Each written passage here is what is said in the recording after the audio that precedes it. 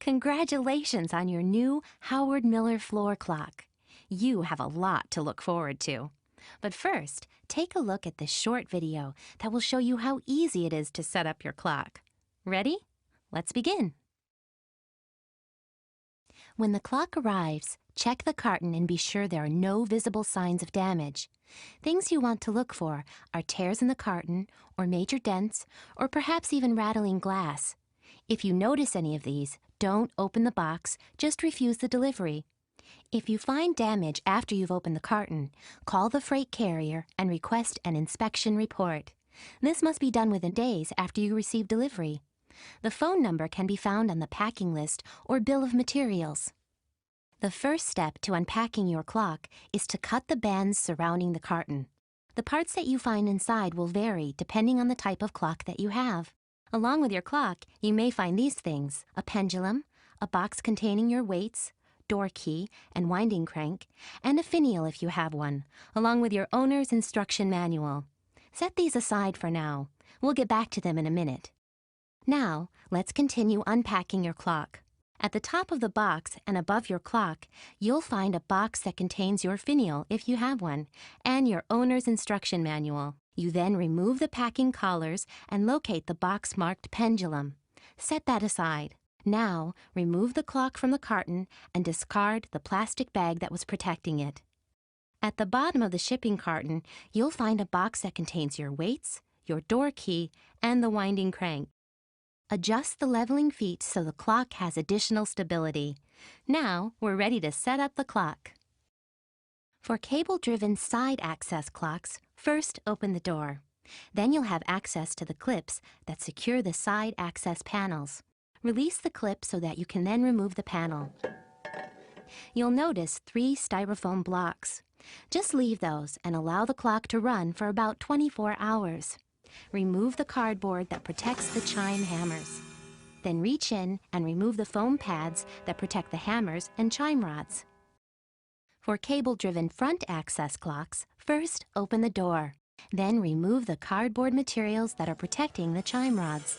You'll notice 3 styrofoam blocks.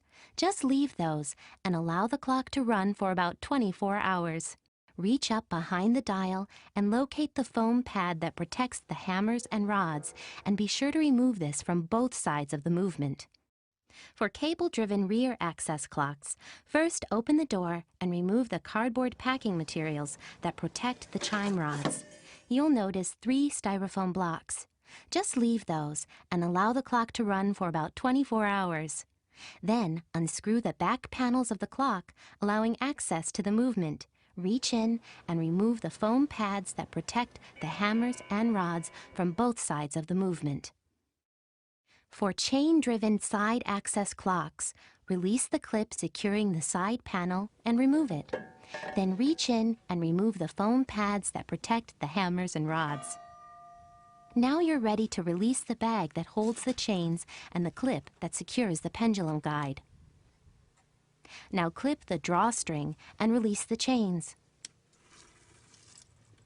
Then you can remove the plastic guard that protects the chains and the plastic guard that protects the chime rods.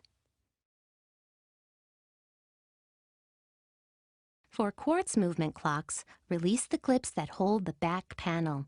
This will give you access to the movement. Refer to your owner's manual for instructions on installing the battery and releasing the pendulum clip. Now we're ready to open the boxes that we had you set aside earlier. Remove the pendulum and then carefully hang it on the pendulum guide. And now for the box containing the weights.